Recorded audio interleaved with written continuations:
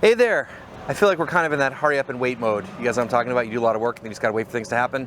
So most of the stuff's been set out in the field and got the tarps down, as you guys saw, and got a couple little projects and stuff we're working on, and just update you guys on a couple things here. The greenhouse is doing great. We've gotten a lot of production out of this so far, and we are getting some weed pressure in here, and we're just staying on top of it. The biggest reason for that is we didn't get to tarp this at all in here, so we were kind of rushed and we just cleared it as best we could, and then lasagna beds. And some of these weeds are pretty persistent and they're popping up through cardboard, like literally like pushing up through the cardboard, not even a gap in the cardboard. So that's the thing, but it's looking pretty good here. Check it out.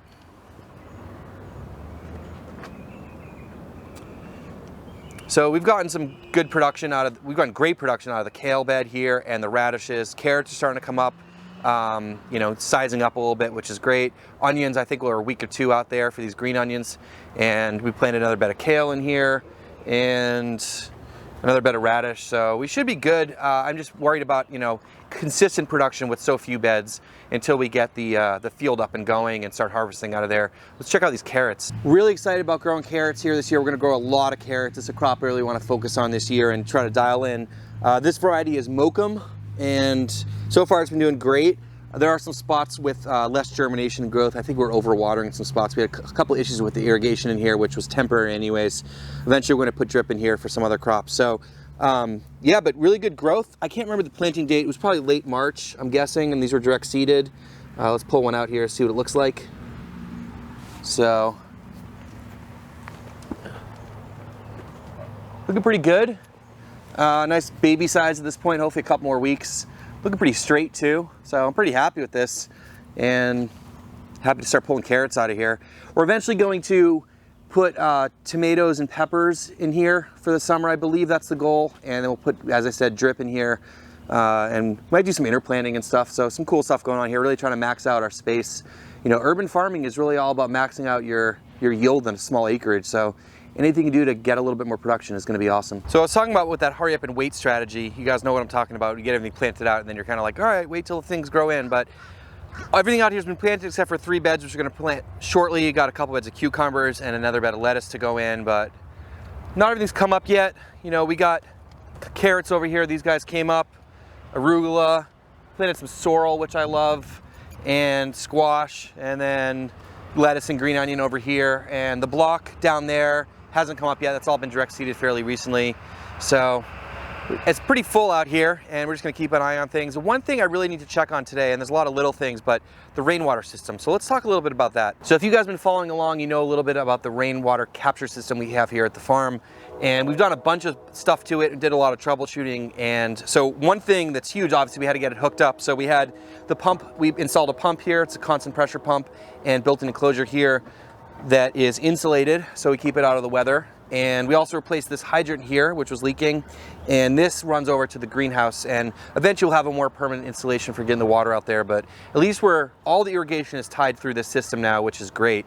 So the one thing I really want to check on today is the water level in the tank. We got a good rain yesterday, and we haven't had a lot of good heavy rain, so I want to make sure that it's collecting water like it's supposed to be.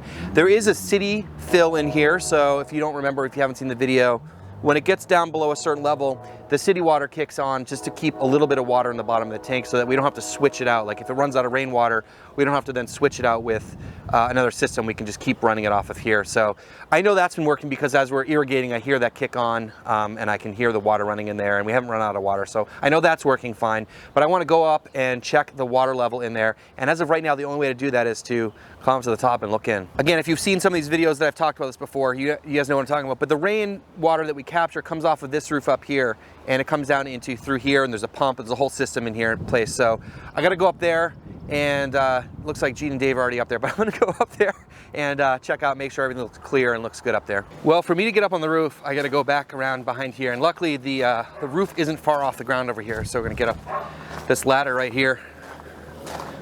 So I'll get up on the roof.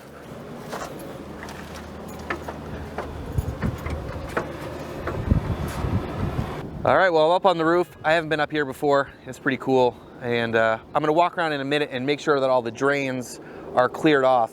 And so the reason I'm up here is because this is where all the rainwater gets captured to go into our system. So I just wanna make sure that all the drains are clear and everything looks okay up here. It's kind of a good thing to just check on. But while I'm up here, check out the view.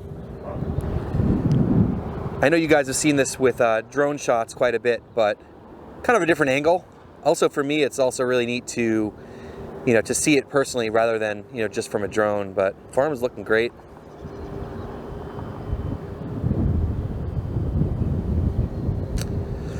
Well, I'm gonna go check out all the drains and make sure they look clear. Well, here's the parking lot for the shopping center in the front of the building here, and you got this huge open roof to collect water on, so a lot of square footage. So I'm hoping that, we're gonna be getting tons of rain water just captured into our system with this amount of roof space to collect off of. And these are the drains. So we got these all over the place here. There's another one down here. But they all look pretty good. Just walk around checking them out.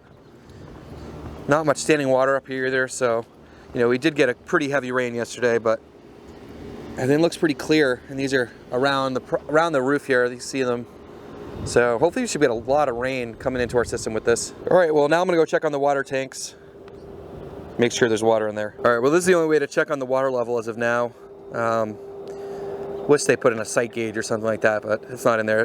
We don't have to do this very often, but I'm gonna go climb up there and take a peek in the top of the tank, see if I can figure where the level is. All right, well, I'm up here looking down into the tank, and honestly, I don't think we got much rainwater in here, and I'm kind of concerned, so we're gonna have to do some more investigating. It's too dark for me to show you inside the tank here, and I don't have a flashlight or another set of hands to hold the flashlight, but yeah, I'm gonna have to go do some looking around, go check the other tanks, because it doesn't really look like we got any water in here from that storm, and we did get quite a bit of rain. All right, so this is the sump that collects the water off the roof, and this is what will pump into those tanks. And the fact that this is full after that rain, and there's not an increase of water in the big tank, means this pump is not working. And we did troubleshoot this before and get it running, but obviously it's not working, so we're gonna have to figure this out. We did have problems with this pump before, and before we pull the pump, I just want to check the electrical. And the way this works is there's a sensor in the big storage tank, so when the water level drops, it turns this outlet on and then turns the pump on. But the pump also has a float switch in it to keep it safe from pumping when there's no water in there. So I'm first gonna check the voltage here. And yeah, this is on, so that means the tank is calling for water and it wants to turn this pump on, and the pump's not on, so I'm gonna yank out the pump again. Well, after pulling the pump out, we took it apart and kind of figured out how it works, and I don't know if something was stuck or whatever. I don't have a lot of faith in this pump, but we did get it running, so I'm gonna plug it in and try to pump this sump tank out. Do that.